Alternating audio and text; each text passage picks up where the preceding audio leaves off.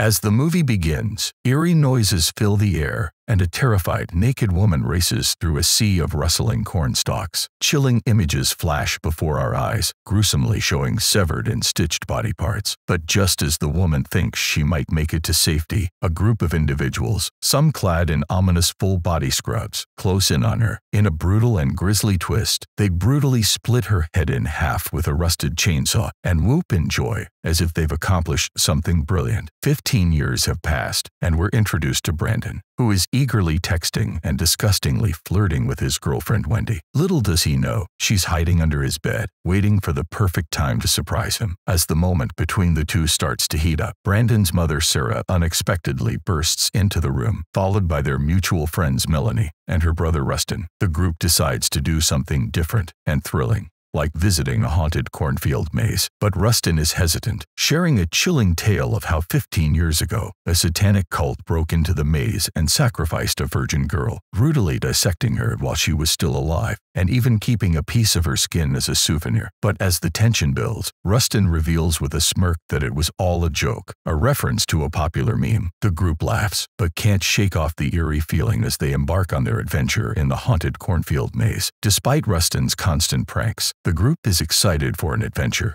and agrees to visit the corn maze. As they pile into the car, Melanie slyly tucks a knife into her boot, while Brandon and Wendy engage in a steamy makeout session in the backseat. With anticipation and excitement, the group of four sets off into the maze, unsure of what's to come, but confident that the outcome will be worth the thrill of the adventure. Meanwhile, we meet Herschel, the owner of the corn maze, as he gives safety instructions to his children, all dressed up as spooky characters for the maze's new attraction. Holding hands, they remember Herschel's wife, and with a hint of ominous pride, Herschel declares that they'll make her proud as they finally figure out the secret to success. As the group of four friends arrives at the corn maze, Rustin continues to boast about his mediocre acting career. They purchase tickets and drinks, unaware of Herschel's two creepy boys staring at them from the corner. They proceed to the south gate, where an announcer gives safety instructions. But things start to get eerie when they're instructed to hand over their cell phones and get stamped on their hands. Suddenly, Melanie is singled out as the maze's 10,000th customer, and she and her friends are offered a once-a-year VIP experience. If they can complete the maze in under an hour, they'll win $10,000. Their hesitation instantly evaporates as the group eagerly hops into Herschel's truck, ready to take on the VIP maze and claim the grand prize. As the group enters the maze, they notice the 5 paths that lead to the same exit. Melanie suggests that they split up in order to increase their chances of winning the prize, despite Herschel's reassurances that it's just a fun family corn maze and not a satanic cult at all. A sense of dread and foreboding hangs heavy in the air, and there go. All of them separate, with no idea that they are going to make the worst mistakes of their lives. As soon as the group has left, Herschel signals his children over a walkie-talkie, reminding them to keep safe and saying, "Preservation is key." We get glimpses of the four friends, and everything seems normal at first. They're all wandering about, trying to find a way out of the maze quickly, and on occasions encountering people dressed as scary characters. Alas, not all of these disguised people were innocent characters. Rustin flinches aback as he is faced with one of Herschel's sons, his face covered in a spooky mask. Rustin restarts his babbling about acting but ends up leaving when the other guy gives no response. As the darkness creeps in, Melanie calls out to her friends, but her calls go unanswered. She begins to fear that she is truly lost in the maze. Nightfall brings with it new terrors as Brandon's steps falter when he's confronted by Herschel's sinister daughter, Gemma. She attempts to seduce him, but when he rejects her, she lashes out, cutting him on the thigh with a knife. It's all just a twisted game to her, as she gives him a head start before beginning to hunt him down. Meanwhile, Melanie is ambushed by another one of Herschel's masked sons, Deacon. In a desperate struggle for survival, she manages to barely wound him with a knife, but he retaliates by revving up a chainsaw. Panicked,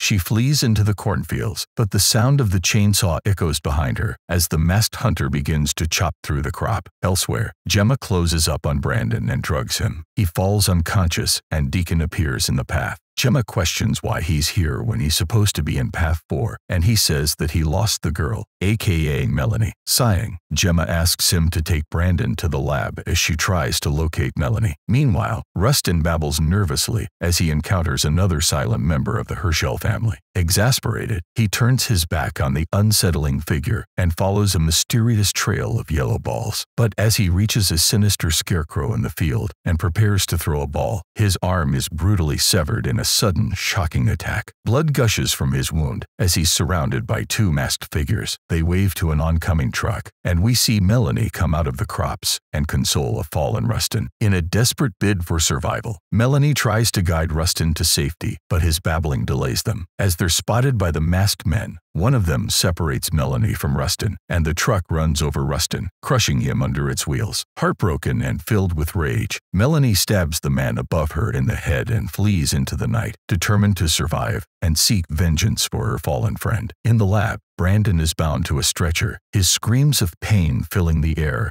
as Gemma stands over him, wielding a tool that tears the flesh from his body. She revels in his suffering, delighting in the twisted game she's playing. As the pain becomes too much for him to bear, Brandon passes out, his body racked with agony. But the twisted game doesn't end there. As the door to the lab bursts open and Bernard and Jack, two members of the Strzrial family, drag in the wounded man Melanie stabbed. They beg Gemma to save him, but she callously proclaims him dead. As Wendy makes her way through Path 2, she comes face to face with Andy and Kevin, dressed as clowns, with friendly smiles plastered on their faces. The clock is ticking, and Wendy realizes that none of her friends have made it out yet, as the bell signaling a winner in the VIP maze hasn't rung even once. The two men offer her candy, but she smartly declines and pushes on, determined to claim the prize money. But her determination is short-lived, as she suddenly feels a rope around her neck, tightening as Andy pulls it taut. She fights back with all her might and manages to knock Andy down with his own cane. With a burst of adrenaline, she sprints away. As the chase intensifies, we cut between Wendy being pursued by Andy in a truck and Melanie frantically running through the crops. Just as the two friends finally reunite, they should have been more aware of their surroundings. With a sickening thud, Kevin shoots an arrow into Wendy's thigh, a rope attached to the arrow, and the truck. Melanie screams in horror as she watches her friend being dragged away as Andy pushes the accelerator to its limits. With a fierce determination to save herself and her friends, Melanie sets out to find the lab. As she sneaks inside, her heart races as she lays eyes on bags filled with bodies and body parts, evidence of the Strzrial family's twisted experiments. But her discovery is short-lived, as she is spotted by one of the masked men. He lunges at her, his hands closing around her throat as he chokes her, lifting her feet off the ground. As she struggles for air, her consciousness slips away, and she falls into darkness. The scene cuts, and we see Melanie wake up to the sound of Wendy's cries. She finds herself bound to a wheelchair, while Wendy is strapped to a stretcher, her skin on her thighs and stomach brutally torn away. Unable to bear the sight of her friend's suffering, Melanie makes a promise to get them out of this nightmare alive. Their hopes are quickly dashed as Strzrial and his twisted family enter the room. He declares that Melanie is unique, and they've been waiting for someone like her for 15 years. This chilling announcement is followed by an almost sweet comment directed at his children. "Your mother would be proud of you." They say they can't kill Melanie yet, but Gemma gleefully states that they can kill Wendy, as they've obtained everything they need from her. With a sadistic smirk, Strzrial approaches Wendy